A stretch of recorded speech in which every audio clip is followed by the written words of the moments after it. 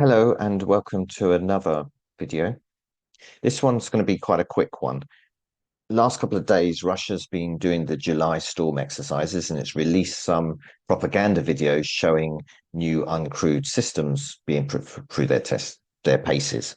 Really, I'd say just propaganda stuff, but it's still interesting. And I want to do a hot take. I normally don't do hot takes, or I like to avoid them, but sometimes they're fun. The thing is, we have very limited information, and no doubt my assessment will evolve as new information comes in. But all the same, certain things strike me, and I want to first of all just look at see what are we seeing in these videos. I'm H.I. Sutton. I'm an independent defense analyst, focus on unconventional naval warfare capabilities and strategy using mainly open source intelligence. Find me online, my website. This is unscripted, unedited. That's really obvious already. Let's say a huge caveat with this one. It's very much a hot take, but let's look at it. There's two naval drones in the new footage. They're both very interesting. Let's take the first one, the orange one, first. That is a semi-submerged vessel.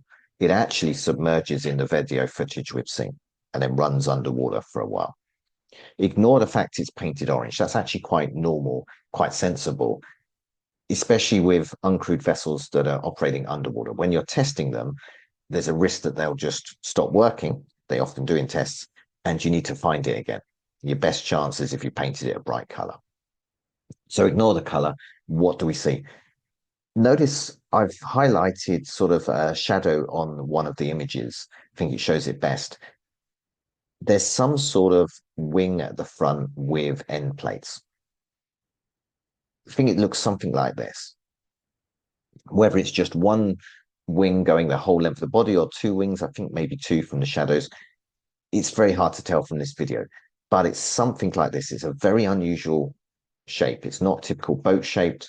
It appears to be either catamaran, trimaran configuration, and then it dives. So it's almost certainly got control planes underwater. That forward sort of wing with end plates, I think that there's actually going to be a foil underneath the surface of the level, like a box wing, really. Where have we seen this before? Actually, in World War II, Nazi Germany in the final days started to develop something very, very similar.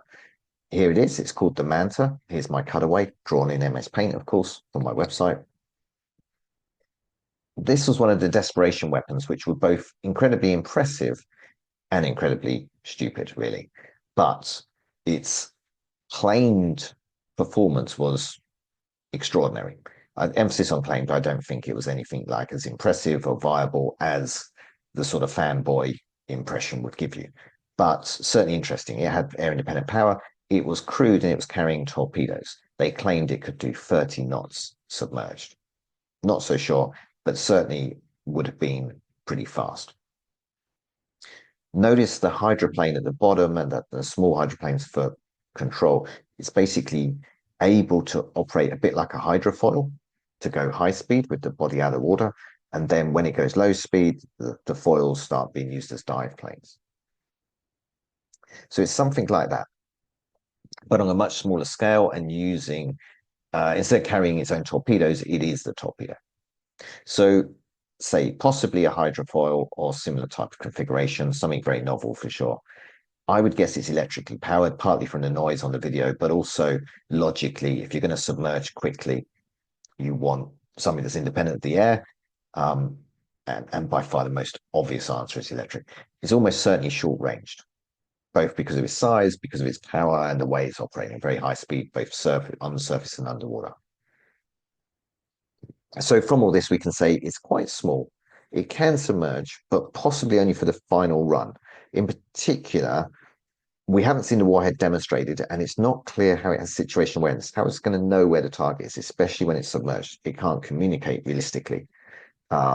We can think up science fiction ways, but in practice, it's going to be very hard to communicate with this vessel. So I would think that it's basically an alternative to a torpedo. It's probably not very good in rough weather, although contextually, whether it be used in rough weather, if the launch platforms themselves can't operate in rough weather. But more to the point, if it's just a torpedo, why not use a torpedo? Russia has a lot of torpedoes and they're probably better. So that's the question mark. Why? It definitely is an interesting science experiment. Let's see if we find out more, get images of it. No doubt it'll be one of those systems, if it appears again, that I follow quite closely because I focus on unconventional naval warfare. And this is definitely unconventional. But why? Not clear. The other one is a surface drone, very much more like what Ukraine operates. Here it is. These are very blurred. I'm getting it from Russian video. Maybe there's higher quality somewhere. Maybe better pictures will come out. Um, but what we can see about it is it's a small monohull design. Here are some Russian uncrewed surface vessels that we know about in the context of war. Really interesting designs. Notice the big one with torpedoes. So Russia already puts torpedoes on USVs. Why bother with the first thing? But back to this one, I'm going off there. The most obvious candidate is the Catran. That seems the most promising. It's been tested, so on. It's an aluminium hull, quite interesting. It's normally seen with trimaran outriggers, but which doesn't seem to match the video, at least from the blurred images. But it can be operated as a monohull as well. This would have been my main fault, but there's another couple of ones. There's the Dandelion, which came out a couple of years ago and we haven't heard much more about. And there's one called the Zafir or Orkan. This is definitely used, although mainly to simulate a Ukrainian USV for target practice, basically. It's very small. It could carry a warhead. Again, there's a claim size of warhead, but we'd see. Maybe this one's a better candidate.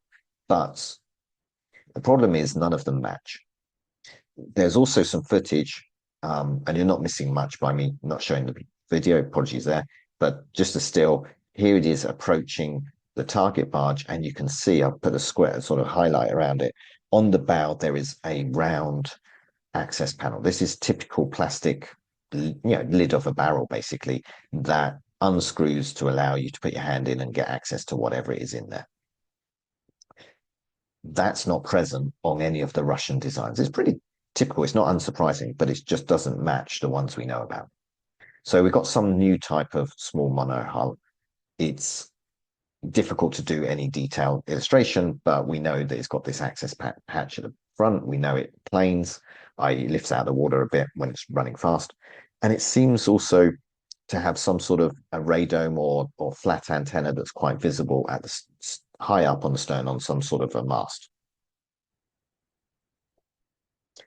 So what? We've got two new drones. Obviously, Russia is copying Ukraine, but just like in FPV drones and things like that, that's pretty worrying. There's still some way behind on surface drones or maritime drones, but they are, generally speaking, catching up and capable of doing stuff. It still feels quite experimental. We're not seeing large numbers of the same drones used systematically, but I think that's coming. Expect them to be used more and more in the Black Sea, especially against the Odessa area.